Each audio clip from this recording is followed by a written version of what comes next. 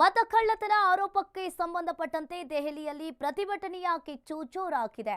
ದೆಹಲಿಯಲ್ಲಿ ಪ್ರತಿಭಟನೆಯ ಕಿಚ್ಚು ಜೋರಾಗಿರುವಂತದ್ದು ಇಂದು ಇಂಡಿ ಮೈತ್ರಿಕೂಟದ ನಾಯಕರಿಂದ ಪ್ರೊಟೆಸ್ಟ್ ಮಾಡೋದಕ್ಕೆ ಎಲ್ಲಾ ರೀತಿಯಾಗಿ ಸಿದ್ಧತೆಯನ್ನ ಮಾಡಿಕೊಂಡಿದ್ದಾರೆ. ರಾಹುಲ್ ಗಾಂಧಿ ನೇತೃತ್ವದಲ್ಲಿ ಈ ಪ್ರತಿಭಟನೆ ಆಗುತ್ತೆ. ಕೇಂದ್ರ ಚುನಾವಣಾ ಆಯೋಗದ ಕಚೇರಿ ಎದುರು ಧರಣಿಯನ್ನ ಮಾಡೋದಕ್ಕೆ ಎಲ್ಲಾ ರೀತಿಯಾಗಿ ಸಿದ್ಧತೆಯನ್ನ ಮಾಡಿಕೊಂಡಿರುವಂತದ್ದು. ಇಂಡಿ ಮೈತ್ರಿಕೂಟದ ಸಂಸದರಿಂದ ಇಂದು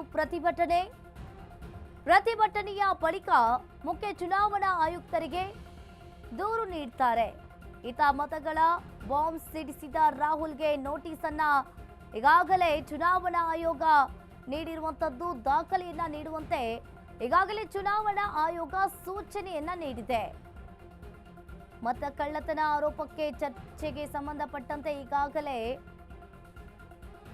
ಚರ್ಚೆಗೆ ಇಸಿ ಅವಕಾಶವನ್ನ ನೀಡಿರುವಂತದ್ದು.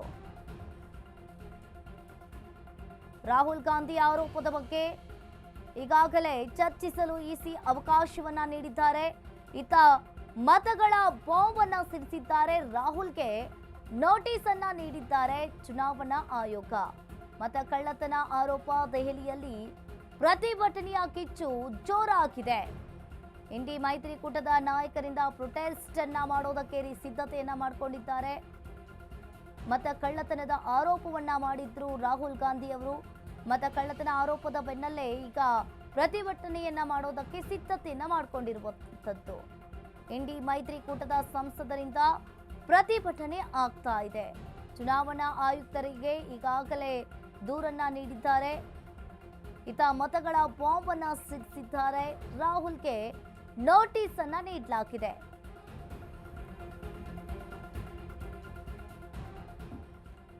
ಮತ ಕಳ್ಳತನ ಈ ಕುರಿತು ಚರ್ಚೆಗೆ ಇಸಿ ಅವಕಾಶವನ್ನ ನೀಡಿದ್ದಾರೆ.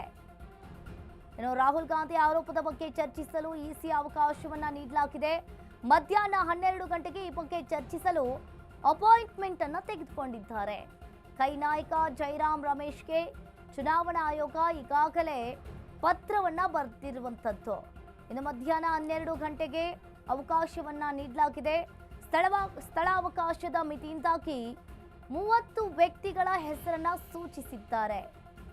ಕೇಂದ್ರ ಚುನಾವಣಾ ಆಯೋಗದಿಂದ ಈಗಾಗಲೇ ಜೈರಾಮ್ ರಮೇಶ್ಗೆ ಪತ್ರವನ್ನ ಬರೆದಿರುವಂತದ್ದು. ಆದರೆ ಆಯೋಗದ ಪತ್ರಕ್ಕೆ ಈವರೆಗೆ ಪ್ರತಿಕ್ರಿಯಿಸಿಲ್ಲ ಜೈರಾಮ್ ಅವರು.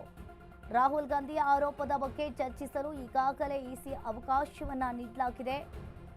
ಮಧ್ಯಾಹ್ನ 12 ಗಂಟೆಗೆ ಆಯೋಗದ ಕಚೇರಿಗೆ ಬರಬಹುದು. ಇನ್ನು ಕೈ ನಾಯಕ ಜೈರಾಮ್ ರಮೇಶ್ಗೆ ಚುನಾವಣಾ ಆಯೋಗ ಪತ್ರವನ್ನ ಬರೆದಿರುವಂತದ್ದು. 30 ವ್ಯಕ್ತಿಗಳ ಹೆಸರನ್ನ ಸೂಚಿಸಿದ್ದಾರೆ.